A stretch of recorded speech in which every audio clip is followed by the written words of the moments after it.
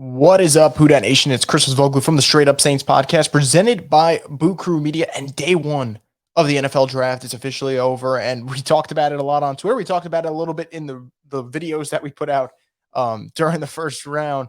I would say it was a very successful day for the New Orleans Saints. Dennis Allen would say it's a very successful day for the New Orleans Saints, and I think his word would be a lot more valuable than mine. So let's take his word and say it was a great day for the New Orleans Saints. They get Chris Olave from Ohio State. They get Trevor Penning from Northern Iowa. We'll kind of talk about each pick, why I like it, what maybe some concerns will be for them. Although, truthfully, I don't really have many concerns about the first pick, although we will talk about that in depth. We'll talk about what's next to come. There are a lot of good players still on the board. And although the Saints only have 3 picks remaining after making that trade with the Washington Commanders to move up to pick 11, they can still add some talent, especially at pick 49. There are a bunch of talented guys out there. So we'll talk about who they could potentially add, who I would like to see in the black and gold if possible. And then we'll kind of just recap everything through there. But it was an excellent day one, in my opinion, for a variety of reasons, but none more important than the fact that they bolstered their offensive personnel. I think that is a huge plus. Now, before I dive into it, as always, guys, just want to remind you that because the NBA playoffs are going on, this is a chance where you can really cash in with DraftKings Sportsbook, an official sports betting partner of the NBA. You can bet $5 on any team to win and get $150 instantly in free bets. This is with the playoffs going on right now. We still have some first round games in the mix, and now the second round is going to be coming up. So you download the DraftKings Sportsbook app, you use promo code BOOT, and you bet $5 on any NBA team to win their game during the first round of the playoffs, and you get $150 in free bets with the promo code BOOT at DraftKings Sportsbook, an official sports betting partner of the NBA. Now, let's dive into all things New Orleans Saints and talk about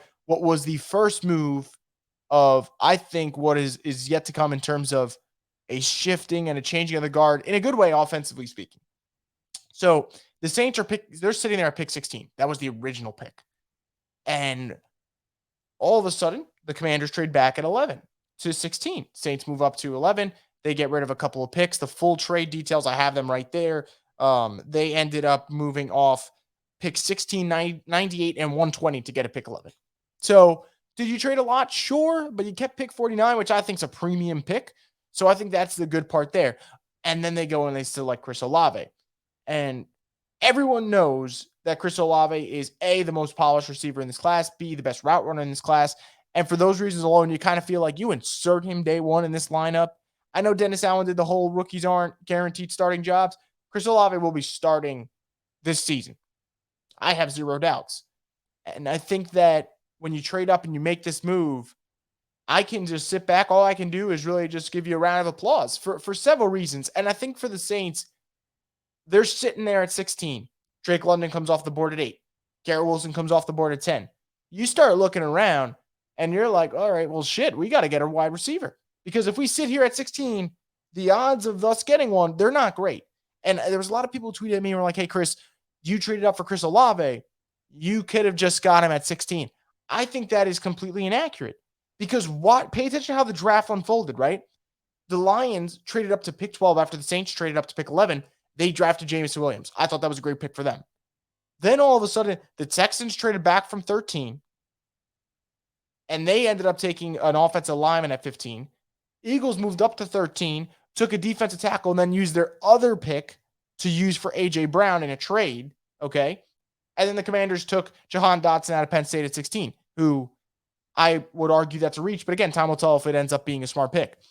If you just pay attention to the way the draft was going, the run on wide receivers was happening right then and there. And the Saints were like, okay, if we sit here at 16, we're not going to get one. So let's move up and then reassess. I know there were some rumors about Jordan Davis being on their radar. I'll say this. If they took Jordan Davis, that would have been a really, really tough move to sell to the fans. Because what you would have seen was Jordan Davis at 11. And then you would have seen probably Jameson Williams at 12. And then probably Chris Olave to Houston at 13. And Houston probably wouldn't have moved back. Or Philly would have moved into 13 and taken Chris Olave. And had they taken Chris Olave, do they trade for A.J. Brown? There's a whole ripple effect into what that would have done. So overall, though, I think that the Saints did a good job of realizing they have a need and there's no point to kind of sit on their hands and not do anything about it. So they trade up to 11.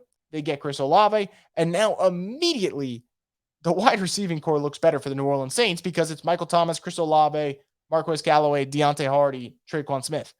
It's a lot better than what it was yesterday. And do they still need work? Absolutely. I would call Jarvis Landry. I would call Julio Jones. I would call Cole Beasley. I would call Odell Beckham. I'm bringing these guys in. I'm calling one of them. I'm trying to get one in the building to bolster that receiving core even more. But I look at it today and there's fresh blood. And I think that's such a good thing for the New Orleans Saints. So I can't sit here other than, besides giving them a round of applause and smiling, there's nothing else I can really say about this pick because when we sit here for months, absolute months, whether it's me, whether it's Ross, whether it's Ryan and Adam, whether it's Nick and Kevin, you go listen to any Saints podcast, they're going to be telling you the same thing. They need a receiver. They can't sit here and watch the same receiving group for another year. Saints got a receiver. No way in hell can I complain. I know a lot of people be like, hey, Chris, wasn't Jameson Williams your number one wideout on your board? Yeah, he was. But again, Saints have a different board from me. They know more football than me. I'm not going to question that. And B, I'll compare it to this. Let's say I want to sit down. I want to watch a Marvel movie. Sure, maybe Ragnarok or maybe Infinity War. Maybe those are my favorite, right? But if you sit me down and I'm sitting there and I'm watching, Endgame or I'm watching Winter Soldier, you think I'm going to complain? It's still a great fucking movie. I want to watch it. So I'm cool with Chris Olave coming on board. I think he's going to be an outstanding addition for this New Orleans Saints team. And let's not kid ourselves. He's from Ohio State. The Saints do pretty well in that category. I think that's something that makes us feel a little bit more comfortable with the pick if you weren't already comfortable with it. And I imagine you guys were because, let's be real, a lot of you wanted Chris Olave. So let's tip our cap to the Saints day one. They got a guy that everyone wanted. Now let's go to pick 19. They got one that was split a little bit down the middle. They got Trevor Penning, Northern Iowa offensive tackle. I think Trevor Penning at 19 I think it's appropriate value. Because, I've seen mock drafts where he goes 9 to Seattle or 14 to Baltimore. And I was like, I don't know about that. Actually, 16 New Orleans. And I guess at 16, I was like, okay, I'll swallow it, even though it's not necessarily what I would personally want. Although I like Penning a lot more than most people.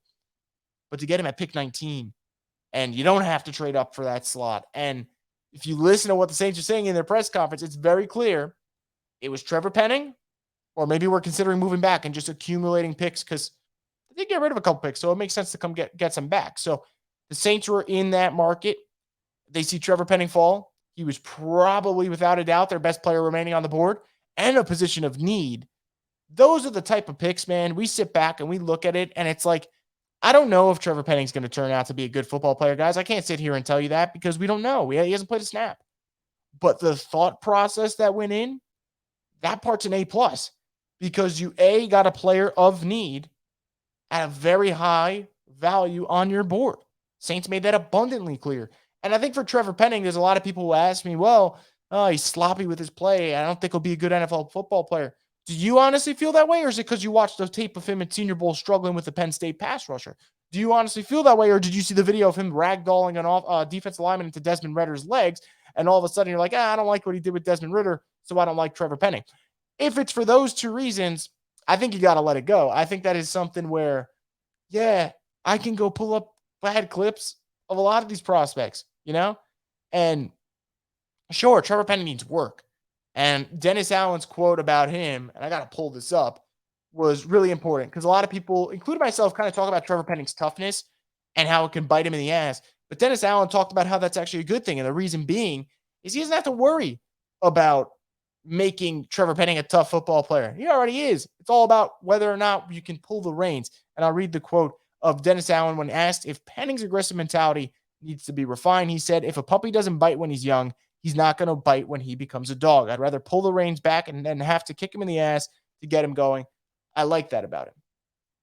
That's good. Now, I'm laughing because I've seen some people write, that's a stupid comment.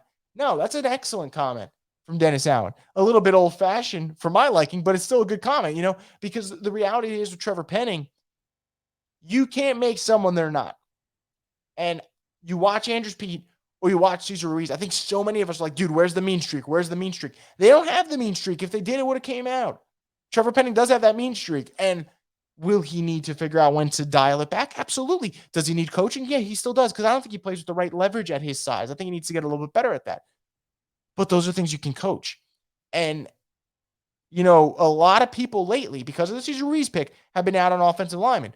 But let's not forget, the Saints have showed in the past, whether it's Jari Evans or Carl Nix or Teron Armstead or Eric McCoy or Ryan Ramczyk, like they just draft offensive linemen at a very high clip. And there was a really good stat here from the New Orleans Saints that I personally liked. And it said here from Trevor Penning, and I put this up, and I'm sure a lot of you guys hope it's true. Since 2002, 4 of the 7 players drafted by the Saints to make first team All Pro have been offensive tackles. Is Penning the next? We sure freaking hope so. But the Saints have had a great track record when it comes to drafting offensive linemen and turning them into great pro players. So I look at that. I can't complain. I think that's a damn good pick in terms of value, in terms of getting a player of need. And I think for the Saints now, after seeing what they've done this first day of the draft, first off, I think it's great. You're going to ask me for a grade. I'll throw an A at you. I think that's a fair assessment of what they've done. And I think when you grade drafts, you give out the letter understanding that you're talking about the process that went into it. Did they attack an area of need? Did they get good value? We don't know if they're going to end up being good football players. Only time will tell that story. But in terms of the process to get there, Saints did what I thought they should do. And I can't complain about that one bit. Now, what I will say about the Saints is with the draft that they've had, I think it's very clear this team isn't playing for 2023, 2024. Obviously, we want them to, but they're playing for the right now. And I think, you look at this team. Are there concerns long term about quarterback in the sense that there is no security yet? I would say yes, because again, and I've said this multiple times, Jameis Winston's contract's only 2 years. Until we get a 5-year contract in the building, I don't know if we're ever going to say long term the Saints have the answer at quarterback. But right now, you look at the Saints roster, it got immediately better today. Why can't they go on a little bit of a 49ers-esque run? We saw the 49ers this past season make the NFC Championship game. And everyone, smart at least, would argue that Jimmy Garoppolo is not a very good quarterback. He's average at best. If we take what he did last year, and I thought Jameis Winston the first 7 games, I thought he was an average quarterback. And that's not a bad thing. People are going to take that as insult. That's not a bad thing. The Saints made him a game manager, and he delivered on that with the way that his touchdown interception ratio was. He played that role, and I thought he played it to perfection. If he just plays that same game manager role again with Michael Thomas back, with Alvin Kamara's legal situation not played out, which means he could end up playing the full season, with Chris Olave on board, with Trevor Penning now on board, maybe you add a wide receiver via free agency. You got a good defense.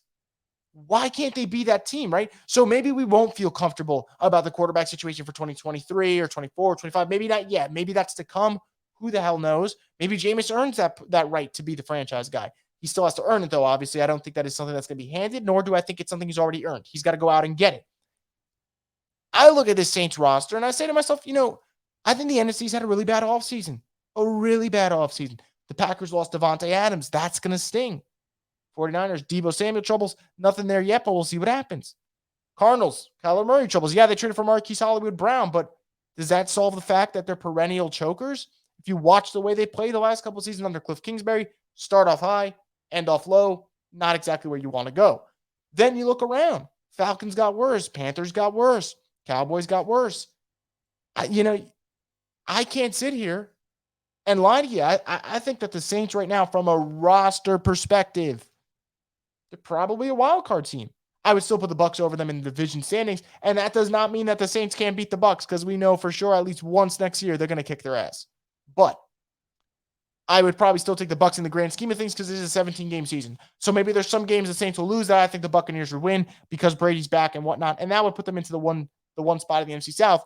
But I think 2 teams from the NFC South could make it, Saints being the other one. And this is total projecting early. Some people will call it a little bit extreme. Some people say it's an overreaction, whatever. I sit here today, regardless of how I may feel about the quarterback situation past 2023, because I think that's where Jameis is under contract through. For now, it's fine. Like, I've always said this about Jameis Winston, and if people think it's an insult, that's fine, man. You can take it whatever you want. I think Jameis is one of 32. And what I mean by that is, if the Saints didn't feel good about a quarterback in this class, and I imagine they didn't, considering they didn't take one, you can do just fine in terms of treading water and staying afloat and being competitive with Jameis Winston. And will Jameis just turn on this light at this point in his career and become that star quarterback he could have out of Florida State? I don't know. Look, are the odds against him? Yes, but again, nothing's impossible, so you don't rule it out. But even if he doesn't and he stays at where he was last year, which I think is a very, very fair benchmark, I think they'll be fine. I really feel that way. Like, I think for this upcoming season, they'll be fine. And anything above what he did last year is just gravy. And then that makes us even better as a team. What's that ceiling? That starts to rise. So you got to look here at what the Saints have done and say, man, when you have an excellent day one like they just did, we got a pretty good roster. They're filling out holes now. They're filling out holes. I know that sounds wrong, but they're filling them out. And I think that is something that the Saints have to be happy about, and the fan base has to be happy about. I know I am. And again, which I mentioned, I think before I started this podcast, there's a lot of talent still on the board. So we might look at the Saints roster and be like, all right, I'm not really comfortable with safety, or I'm not comfortable at running back. They got time. They got time. They get a safety at 49, and they can package their day 3 picks, move up and get a running back if they want. And then you walk out of this draft, and the main need is tight end. And if Taysom Hill starts playing well, all of a sudden tight end is not that big of a need as it was. Or if Adam Troutman takes that next step, which I'm not going to hold my breath, but I'm also going to say that it's not going to happen. I think that's the right way of saying it. So we'll see what happens there. But let's get into it. Day 2. What do the Saints do there? They only got pick 49. They traded away their 3rd-round pick to move up and get Chris Olave. Who the hell is going to complain about that? They got Chris Olave. There's nothing's wrong there. You go up and get him, you do it. But there's a lot of talent still on the board. And for me, what the beauty of the way the board has worked out for 49, I think there are 5 needs you can argue for the Saints. First one being safety, second being tight end, third being running back, fourth being wide receiver again if you want to go for it, which who the hell is going to complain? I would love to see a double up. And then 5, if they somehow magically like these quarterbacks to left, let's just put quarterback just for the sake of discussion. Let's put that there. I look at this board, and I think there are really good options at every single position still on the board. And they're not even the best available at their position, which means there's a good shot that they could fall to 49. And let's go through them. Let's go to safety. Jaquan Brisker. I think he is such a good box safety. I don't know if he makes it to 49, folks. I don't know. But there's a shot. And I think if he's there at 49, he's got to be the pick. I'm saying it right now on this podcast. If Jaquan Brisker's there at 49, the Saints got to go get him. He solves a lot of your issues at safety. He comes at a much cheaper deal than you would if you signed Tyrann Mathieu. And I know you guys want Tyrann Mathieu. I'm not blaming you for wanting Tyrann Mathieu, but I think Jaquan Brisker, in the grand scheme of things, 2023, 24, 25, I think he's going to be a damn good player. And I think he's going to be able to be an immediate impact player. I just think today's day and age, you don't really draft safeties as high as you might have a couple of years ago. Just not the way it goes. Kyle Hamilton, an elite prospect in the eyes of some, he fell to 14. Lewis Cine, he fell to 32. Daxton Hill, he fell to 31. It's just the nature of the position. And I think Jaquan Brisker at 49 would be tremendous value. I'm almost choking on my own saliva here because I decided to wake up early and record this podcast for you guys. So if I just choke and croak on this stream, just know it's for my dedication to the Saints. Now, let's go to another position here. Let's go to wide receiver. I think Alec Pierce out of Cincinnati would make a hell of a lot of sense. Sky Moore's still on the board. Christian Watson's still on the board. My guy, George Pickens, is still on the board. And man, would I love George Pickens. But the reason I mentioned Alec Pierce is A, I don't think George Pickens will make it to 49. And B, I think Alec Pierce does something the Saints, it gives the Saints something they don't have. So I look at Chris Olave. I think he's super polished, right? I think he's a great route runner. I think day one, you give him the full route tree. Alec Pierce cannot run the full route tree yet. And he's 6'3", and he runs a 4.4, 140. And he's just one of those dudes who, from a raw perspective, you love what you got. And I think you have to. You absolutely have to, if he's there, take a shot on him. And now your receiving woes, they're looking pretty different when you bring in Pierce. If you do, I think he would be another great prospect to add to this team. So Brisker and Pierce, for starters, those would be 2 really, really good options for the New Orleans Saints. And for people worried about a double up at wide receiver, whether or not they do it, I don't know if they will, man. But when Sky Moore, Christian Watson, and George Pickens are still there, that makes me think they'll go before Alec Pierce, and Pierce will still be there at 49. And then who knows? Maybe the Saints could pull the trigger on that one. Tight end, how about Trey McBride, Colorado State? Dude is a thumper. He's a all-purpose tight end. You want him to block in the run game, he'll do that. You want him to get out and make plays in the passing game, he'll also do that. absolutely outstanding dude. Had a really fun time talking into this draft process. He said the Saints did speak with him during this process when I interviewed him for the Spun, and I think he is just an excellent football player. If they get him at 49, I think it's perfect value. I had him inside my top 50, and I think right there, you get him in the building, hypothetically speaking, him and Troutman should give you a nice little 1-2. And then again, if Taysom Hill plays well, that's just the cherry on top. Now, let's move to running back Kenneth Walker from Michigan State. Boy, can he play. I think Breece Hall will go within the first 5 picks of the second round, maybe the first 10 picks of the second round. Makes me think Kenneth Walker maybe makes it a 49. And if he does, and the Saints pull the trigger, just know that their run game will get a hell of a lot better. He'd give them a nice burst. He'd give them a 1-2 punch that we've been asking for. I know I've been asking for it. So I would not mind seeing Kenneth Walker on the New Orleans Saints. And for the sake of just discussion, let's say they like the quarterback. I think the quarterback that makes the most sense at 49 is Matt Corral. I know a lot of you are probably like, what the fuck did you just say? You didn't say Malik Willis? No, I said Matt Corral. And the reason I say Matt Corral is a lot of people have linked the Saints to Matt Corral. But a lot of people have linked the Saints to Matt Corral have linked the Saints to Matt Corral on day 2. Doesn't mean the Saints are taking him. I don't think the Saints are going to go quarterback. I think they really wanted to. They would have already. So this is more of a long shot. But I think Malik Willis will go before Matt Corral. I would imagine he gets picked within the first 16 picks of the second round. And for Matt, I think he's the type of dude, you redshirt him a year, he's got a pretty similar throwing motion to Jameis Winston, although a quicker release, not as strong as an arm, because Jameis Winston's arm is just absolutely unique. I think this is the type of quarterback prospect, if you did draft and he sat behind Jameis for a year, I think the succession plan makes a lot of sense. So I would not hate the move at all. I don't think the Saints are going to go there. I think it could be Brisker, Alec Pierce, maybe Kenneth Walker, maybe Trey McBride, maybe Greg Dulcich. So many options. So I will not complain who they take. But I would not be surprised, I will say, if it was Matt Corral, if they went quarterback. That's the quarterback that I think they would target. Now, the reason I'm not saying it's going to be Matt Corral is, let me just go through the board right now remaining, and I'm going to wrap it up with this.